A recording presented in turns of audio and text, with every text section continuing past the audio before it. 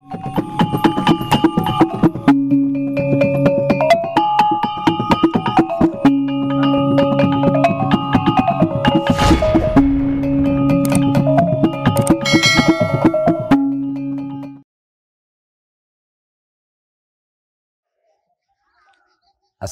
warahmatullahi wabarakatuh. Salam sejahtera. Om Santi Santi Om. Dhammo Buddhaya.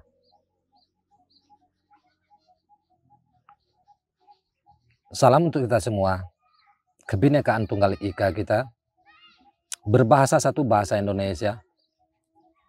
Berbangsa satu bangsa Indonesia. Bernegara satu negara Republik Indonesia. Tanah air Ibu Pertiwi. Kita berada di zona inti situs cagar budaya, di zona inti dalam tata ruang Kota Larangan, pusat puja, pusat pendidikan, keabsahan pendidikan, yaitu setelah dipugar mah disebut dengan sebutan nama Candi Muara Takus. Kalau berdasarkan nama, salah sih nggak salah. Cuman ada yang lebih layak dengan nama yaitu Candi Om Padma Dewi, Dewi Ibu Pertiwi. Kalau kita mengambil dari nama sungai, sebab ada sebuah sungai Ibu Pertiwi yang betul diarahkan ke dalam komplek ini, dalam komplek tata ruang khusus, disterilkan dari hal-hal yang negatif, perilaku manusia dan makhluk, disebut juga dengan kawasan kota suci,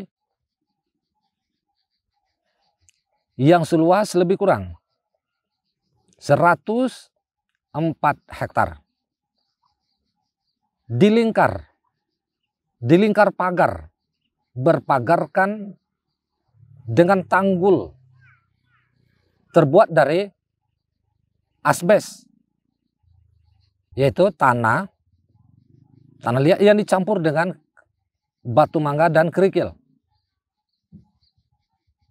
sampai pasirnya untuk pagar, di dinding pagar, yaitu sepanjang 6.163 langkah kaki kita pada masa-masa kita sekarang. Itu yang sudah kita langsung coba sampai 8 kali.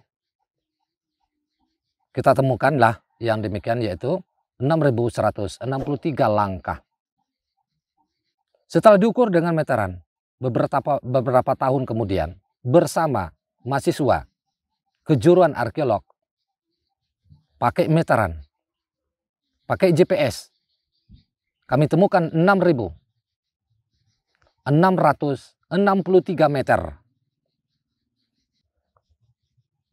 Dasar tanggulnya itu lebih kurang 11 meter. Dasar atasnya, tutupan atasnya, kehabisan tanggulnya itu lebar lebih kurang 3 meter. Nah, ketinggian lebih kurang 7 meter kalau dimeterkan. Yang real sekarang sampai bisa ditemukan itu lebih 3 meter. Maklum, sudah ratusan tahun atau sudah puluhan abad atau sudah berabad-abad gitu. Tak dapat diurus lagi karena ada sesuatu. Bukan benci, tapi wajar, daerah ini juga kan daerahnya tropis. Tak mustahil dia longsor, dia mengurus, yaitu erosi. Terjadi erosi tahun ke tahun.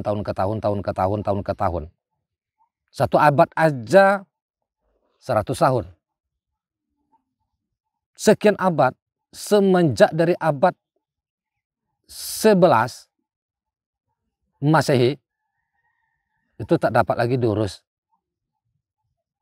Karena terjadi penurunan, terjadi runtuhnya, terjadi melemahnya kekuasaan. Pusat peradaban Kadatuan kita, Sriwijaya. Orangnya mah disebut dengan Minanga. Minanga atau Minang. Jauh sebelum disebut dengan Minangkabau. Nah, kawasan ini sebenarnya tak kurang dari 75 km timur, barat, utara, selatan. Dari titik koordinat bangunan ini sendiri, kita ambil dari stupa atau candi tua, ke timurnya 70 km, ke baratnya 75 km, ke selatannya 75 km, ke utaranya 75 km. Itu kita ukur secara T0. Tembak atas bukit ke atas bukit. Atau di atas pematang ke atas pematang. Nah, kenapa demikian? Rupanya inilah tak luput. Tak luput dari kebutuhan tata ruang ini menjadi pusat pendidikan ajaran Dharma. Nah, belum bisa kita sebut ajaran Buddha atau ajaran Hindu.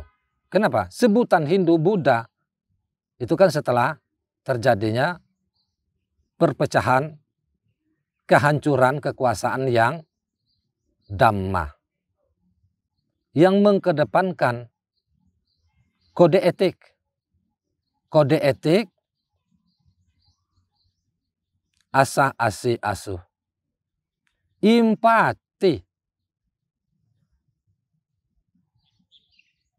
Nah, makanya aturannya dipakai dengan aturan polanya penuh pertimbangan. Kok bakato sepata janak sudah. Kok melangkah selangkah janak sampai. Dalam bahasa Indonesianya sekarang, berkata satu kata, apapun perundingan, permasalahan, jangan mau cepat ketok palu. Nah, melangkah satu, baru satu langkah. Menuju apa? Menuju apa? Jangan mau nyampe. Kenapa? Untuk mencapai tujuan itu membutuhkan terkadang jutaan langkah. Bukan sebatas ribuan langkah, jutaan langkah. Pergi ke WC aja betul berapa langkah? Maksudnya apa?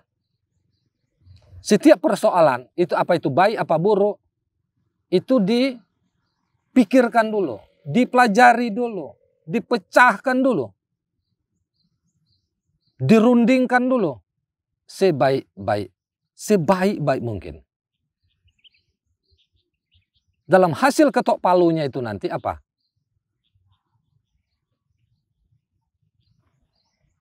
Kita suka, orang senang. Kita senang terhadap sebuah hal itu, ini keputusannya. Orang sebanyak, warga keluarga, kuasa dan kekuasaan kita bahagia.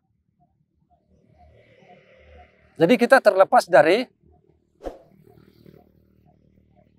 pengocehan, terlepas dari kelaliman. Inilah ajaran Dhamma yang kedepankan. Begitu datang Islam, diadakan berapa tahun meditasi, komunikasi, hujat, kaji mengkaji. Nah, leluhur kita tidak menolak. Banyak ditemukan penyesuaian sesuainya. Mudah untuk menemukan penyesuaiannya mana yang ada kesulitan. Yang intinya, maka Islam diterima dengan bijaksana. Makanya bangunan ini nggak dihancurkan. Cuman apa ya konten-kontennya yang sifatnya syirik atau mengundang kesyirikan, nah benda-benda itu diselamatkan. Arca-arcanya itu diselamatkan, malah dikuburkan. Jadi pada intinya dikuburkan. Bangunannya tidak mengundang kemusyrikan. Ini salah satu mengingat untuk masa sekian abad ke depannya. Pada masa anak, cucu, cicit, cucu dapat mengingat adanya mereka karena ada generasi sebelum mereka. Nah, malah falsafahnya masih dipegang, yaitu Bhinneka Tunggal Ika. Tanah air ini disebut tanah air Ibu Pertiwi. Kawasan ini disebut dengan Nusantara. Luas. Inilah. Untuk segelintir bisa kita sebut. Yang disebut dengan Nusantara itulah ASEAN sekarang. Kemanapun kita pergi. Salah satu momennya yang luar biasa. Bangunan Mahligai Stupa atau Stupa Mahligai. Dibangun tegak sendiri, bukan dibangun di atas bangunan candi lainnya. Situs lainnya, bukan. Dibangun sendiri. Terbesar tertinggi se-Asia Tenggara sampai sekarang. Itu maknanya apa? Pengertiannya apa? Dasarnya apa? Tujuannya apa? Alasannya apa? Jadi makanya kita para sepuh membuat sebuah badan secara cucu ponaan generasi ke depan.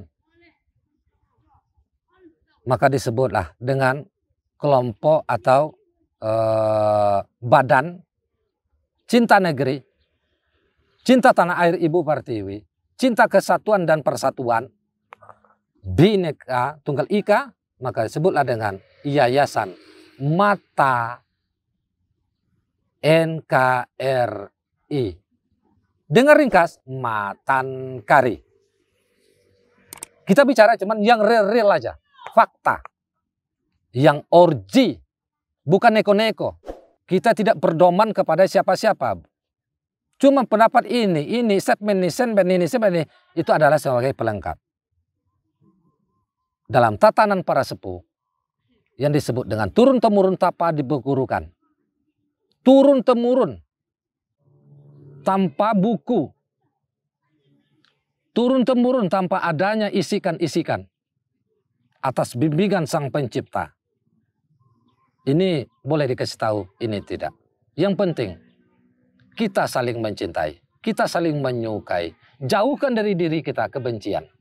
Kebencian itu adalah benci. Benci itu adalah menutup pintu rezeki. Benci itu adalah mengurangi teman. Malah menambah angka perlawanan dan yang berlawan dengan kita. Ketengahkah, ke depan kalah. Bak kata Islam kasih dan sayang. Bak kata Kristen kasih. Bak kata Buddha bahagia makhluk. Hindu cinta alam. Dasar ajarannya empati. Islam menjawab pengasih mengasihi. Saling kasih. Penyayang menyayangi. Saling menyayangi. Bhinneka Tunggal Ika, Mata NKRI.